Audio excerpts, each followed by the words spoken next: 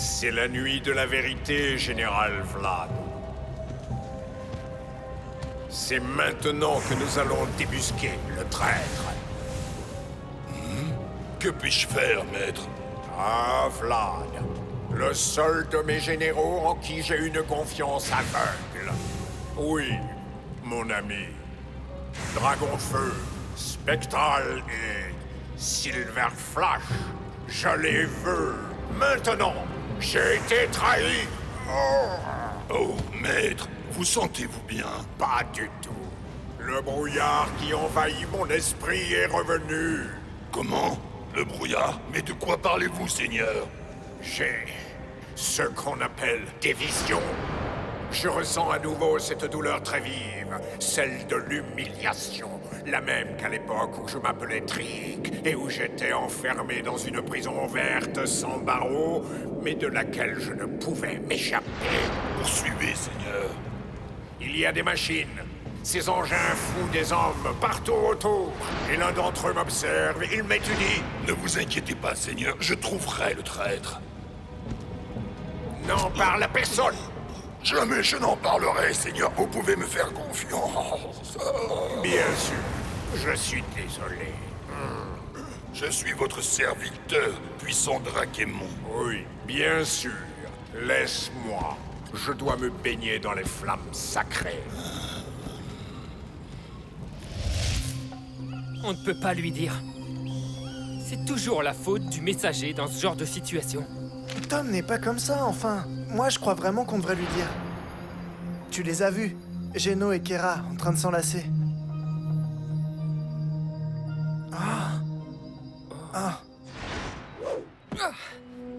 T'as envie de dire à Tom que sa copine flirte avec l'ennemi? Bah, évidemment, si tu présentes les choses comme ça, c'est évident que ça ne me donne pas envie de lui annoncer.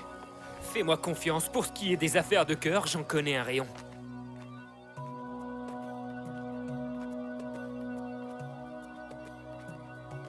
Hey! Ça faisait une paye, les gars! Est-ce que vous travaillez encore sur le mystère du message « Papa, ne t'inquiète pas » Et justement, j'étais en train de regarder les résultats de l'analyse. Capitaine, tu crois pas que tu devrais leur dire ce que tu as vu hier soir? Ah, Oui, qu'est-ce que t'as vu hier soir exactement, capitaine? Eh bien, en fait, j'ai vu... une fille. Je suis vraiment désolé, Tom. Pourquoi désolé? Enfin bref, dans les buissons, j'ai vu une fille qui portait des vêtements modernes. Une fille aux yeux verts.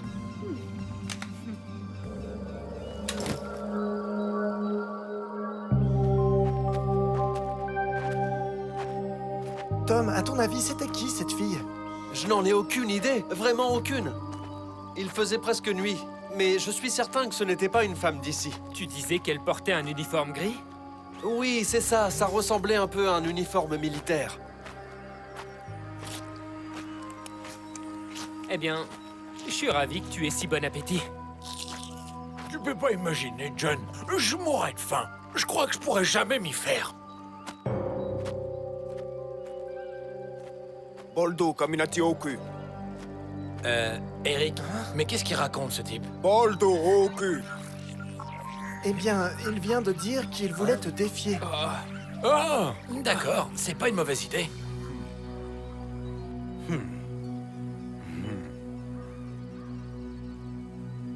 Bob, laisse tomber. Tu n'es pas encore rétabli. Est-ce que tu plaisantes? Bien sûr, et je peux prendre ce type les yeux bandés, si je veux. Tiens, dis à l'homme des cavernes que je suis d'accord pour le défier.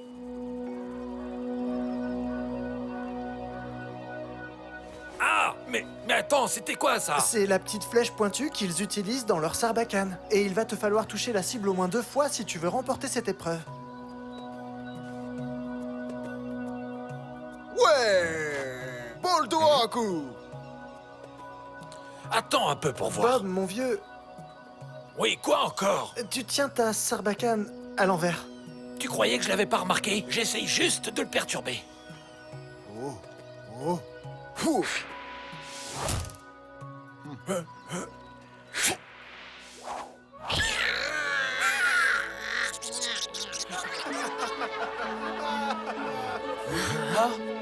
Hein? Quoi? Qu'est-ce qui s'est passé? Est-ce que j'ai fait mouche? Non, tu n'as pas fait mouche, tu as plutôt fait dinosaure.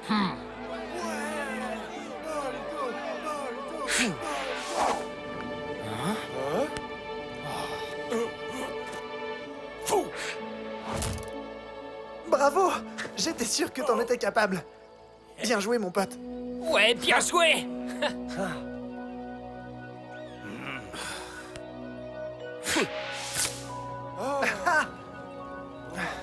Tu dois juste toucher la cible, Bob. Je me concentre. N'interromps pas mon processus mental, s'il te plaît. Est-ce que t'es sérieux, là? Ce n'est pas une cible, c'est un gâteau recouvert d'un glaçage au chocolat. Je peux presque le sentir, ça sent bon. Fou!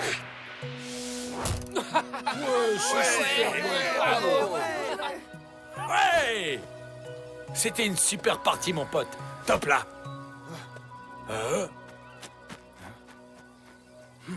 Oui, il suffisait d'imaginer penses qu'à un gros manger, gâteau au toi chocolat. Salut papa, qu'est-ce que tu fais ici tout seul? Salut. Je travaille sur le chapitre de mon nouveau livre, fiston. J'ai vraiment hâte de le lire, comme j'ai lu tous tes autres livres. Et depuis quand exactement est-ce que mon héroïque et courageux petit garçon s'est transformé en passionné de lecture? Écoute papa, sincèrement, tu penses qu'on pourra rentrer un jour? Je peux te promettre que l'on ne cessera jamais d'essayer. Professeur Wardell, vos explications sont très intéressantes. Mais je ne partage pas le même sens des priorités que vous. Désolé. Un plan viable pour lutter contre le réchauffement climatique à base de cellules de peau de dragon n'est pas une priorité pour vous, Stroker? C'est ça, vous avez compris. Écoutez, sans votre travail, aucun d'entre nous ne serait ici. C'est vous qui l'avez rendu possible. Mais nous avons de plus grandes ambitions que le bouclier solaire à base de cellules de peau de dragon. Vous voulez parler de votre projet Dominion top secret? Ah oui, je suis déjà au courant. Et avez-vous réussi à en comprendre toutes les données? J'en ai compris suffisamment. Assez pour savoir que vous vous frottez à des pouvoirs que vous ne serez jamais capable de contrôler. Je viens de me rappeler d'une chose très importante que je voulais vous demander. Avez-vous eu des nouvelles de votre adorable fille récemment, professeur? Laissez ma fille en dehors de ça, Stroker. J'essaierai. Mais c'est un monde dangereux. Je suis isolé avec des ressources limitées.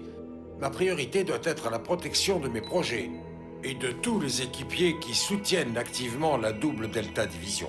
Comme je suis sûr que vous pouvez le comprendre. Ma mission a peut-être été un échec, mais la vôtre tournera à la catastrophe. Mais pourquoi l'ancienne génération doit-elle répondre aux visionnaires qui poursuivent leur travail avec autant de jalousie mal placée? Grâce au nouveau portail temporel, bientôt, des tonnes de diamants gros comme des noix seront transportés dans le présent. La vente de ces diamants fera de la double Delta Division une puissance mondiale. Rappelez-moi juste une chose, professeur. Quel a été exactement le résultat des milliards de dollars investis pour mettre sur pied votre petite opération œil du Jurassique? Alors, as-tu percé le mystère, Eric? Oui, est-ce que tu as réussi à découvrir quel type d'encre a été utilisé? Eh bien, il s'avère que oui. Et elle est plutôt rare. Elle est conçue pour résister à des conditions extrêmes. Et tu n'as pas plus d'informations que ça? Eh bien, je crois que je suis à 2 doigts de localiser l'origine de cette encre, professeur. Pas possible. C'est ça, son origine? Eh oui, on dirait bien que c'est ça. Elle fait partie de l'équipement de l'œil du Jurassique. Eh bien, ça limite les possibilités, en tout cas. Donc c'est un membre de l'équipe de l'œil du Jurassique qui l'a écrit. Exact. Tom, ouvre vite! Allez, dépêche-toi! Ah,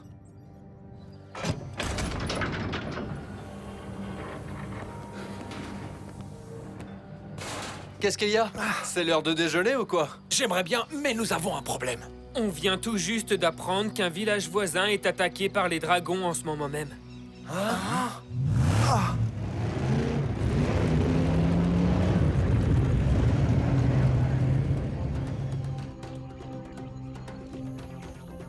Hein? Où se trouve ce village? Là-bas, sur le chemin de la forêt des tambours.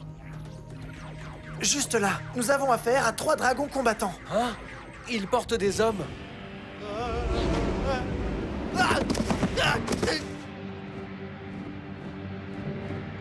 Ah, on dirait qu'ils sont en train de faire demi-tour. C'est à cause de lui. Il laisse la place aux champions.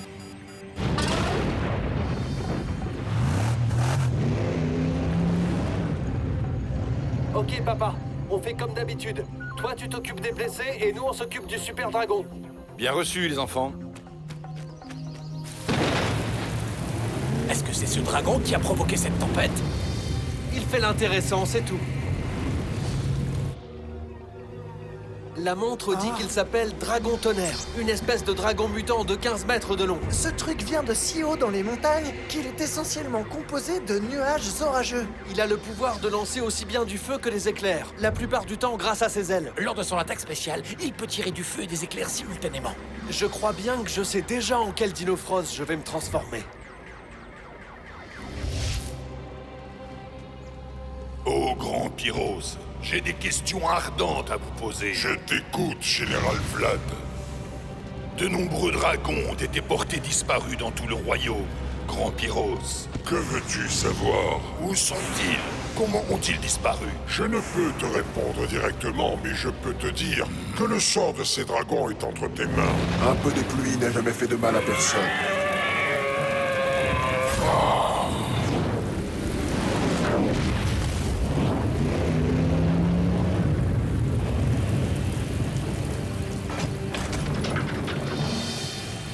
Ok, capitaine. Vas-y et montre à ce clown ce qu'est une vraie tempête.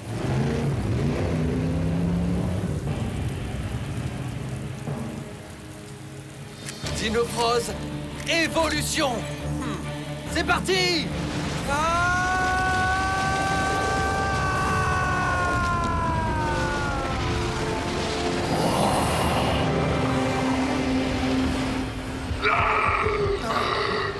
Super, Tom a choisi Gorilla. Le Dinofros qui lui tient le plus à cœur. C'est toi qui as apporté la pluie! Pas mal comme truc! Oui, c'est vrai, tu as raison. Mais plus important, j'apporte aussi les éclairs et le tonnerre.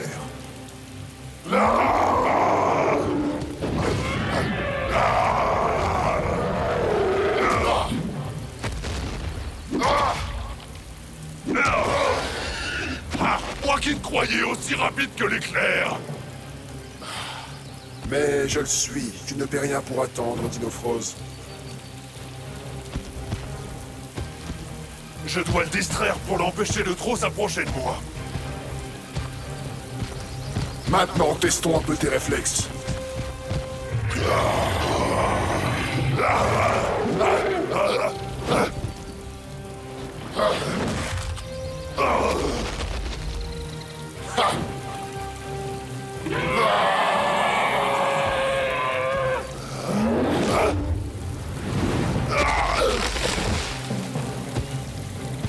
Eh bien, Dinofros, c'est déjà terminé.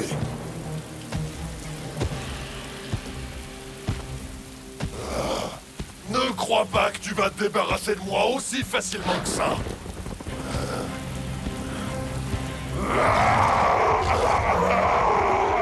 Arrête de faire semblant, je sais très bien que tu es à bout de force. Très bien, ça m'arrange que tu le penses, dragon.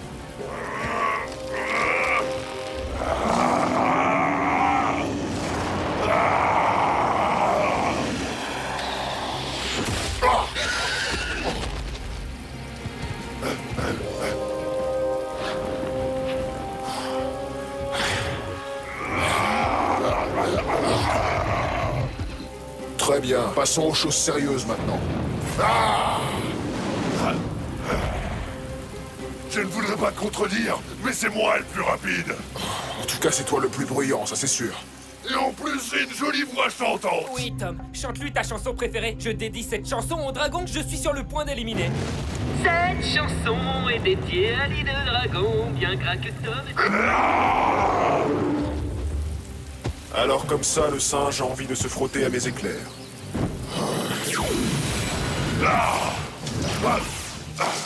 Je t'avais dit que j'étais plus rapide que tes éclairs, dragon.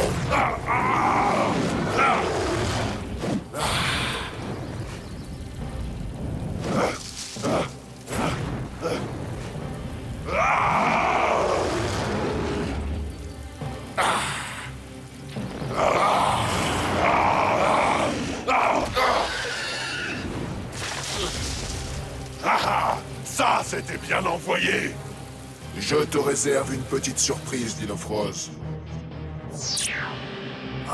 Qu'est-ce qui se passe? Ce dragon est en train d'absorber l'énergie du tank. Mince alors. Et ensuite, il va te botter les... Oh mince! Allez, avance! Les gars, j'ai un problème, je suis complètement immobilisé. Ça, ce n'est pas bon du tout. Le tank n'a plus de batterie. Tom est tout seul.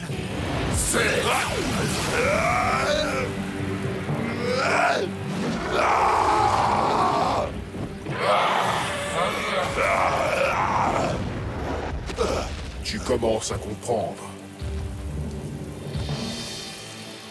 Tu ne peux rien contre moi. Je te conseille de te rendre. Il en faut plus que ça pour m'intimider, dragon.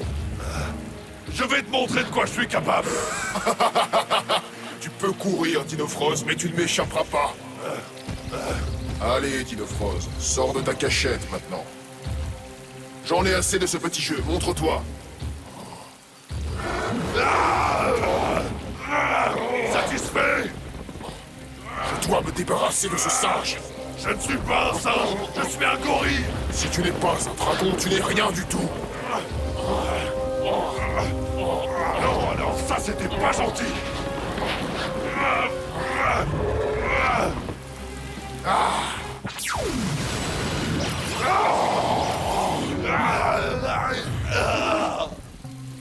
Eric, je ne t'entends pas. Est-ce que tu es encore là? Professeur Carter, ici Eric. S'il vous plaît, répondez. Dites-moi les gars, la plupart de ces trucs demandent de l'énergie, non? Ne perdons pas espoir.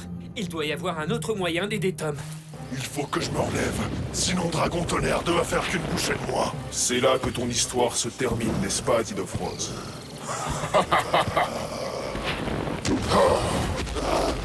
Et je suis fier d'être l'auteur de ton ultime destruction. Qu'est-ce qu'il y a derrière toi, Dragon Tonnerre? Tu ne crois tout de même pas que je vais tomber dans ce piège puéril? Ah! Allez, prends ça!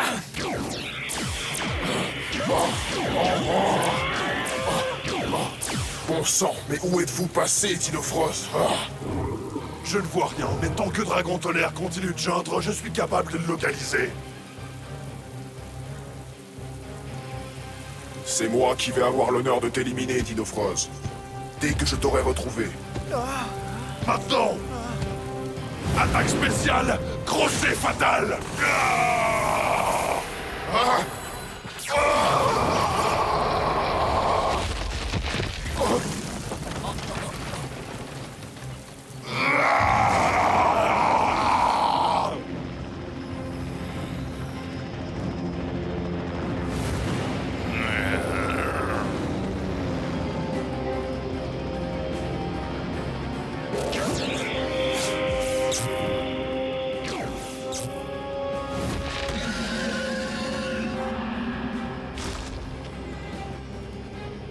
Les cibles ont été abattues.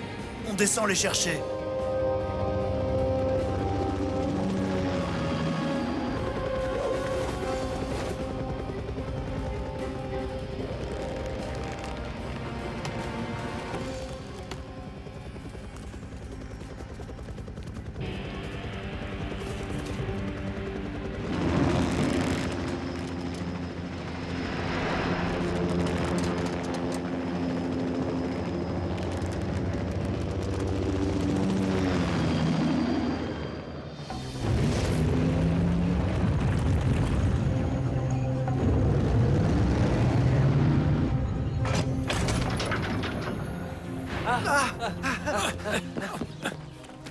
J'étais en train de m'inquiéter pour vous. Vous auriez pu me contacter. On n'a pas pu. C'est une très longue histoire. Aidez-moi à transporter les blessés dans le tank. Ensuite, vous me raconterez tout. Ah? Attention, tu as fait tomber ton carnet. Tu en auras besoin pour écrire ton prochain livre. Ah.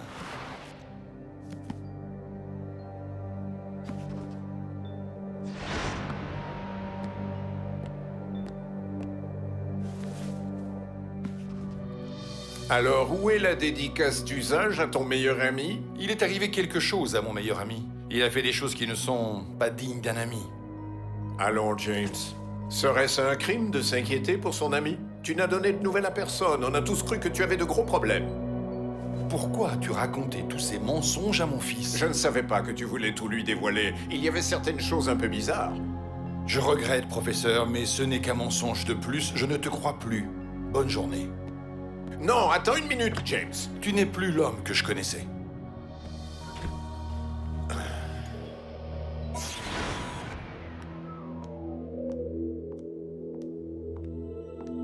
Professeur, nous sommes au courant qu'il y a des frictions entre Stroker et vous. Bien sûr qu'il y a des frictions. Cet homme est un imbécile. Il passe son temps à saboter toutes mes recherches. Vos recherches peut-être, mais pas les siennes, Warnell. Très bien, allez donc droit au but, Greta. Navré, professeur, mais j'ai bien l'impression qu'aux yeux du Conseil, la cote de Stroker est en hausse, tandis que la vôtre a chuté. Ah. On a un problème. Que se passe-t-il, Melston? Boldo s'est mis dans le pétrin. Hein?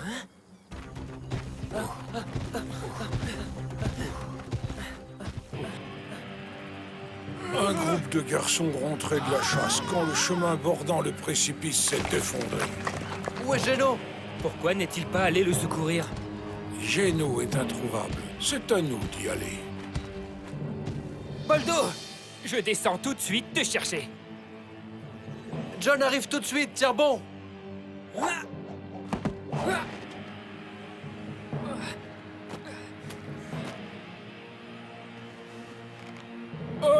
Fais attention, j'ai la trompe très sensible, Tom.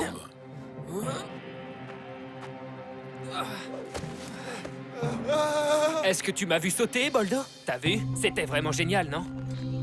La corde arrive!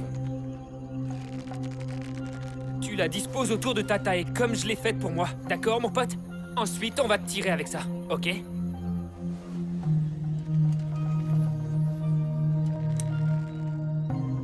Est-ce que vous êtes prêts en bas, John? Oui! Melston! Tire, mon grand! Ok.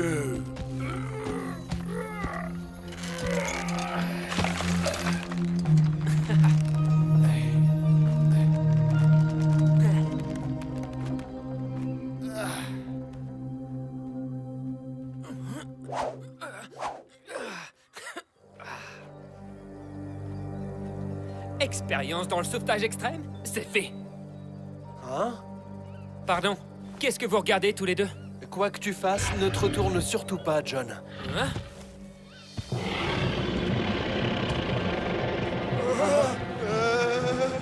Pas de mouvement brusque. Je veux pas être son déjeuner. Moi non plus.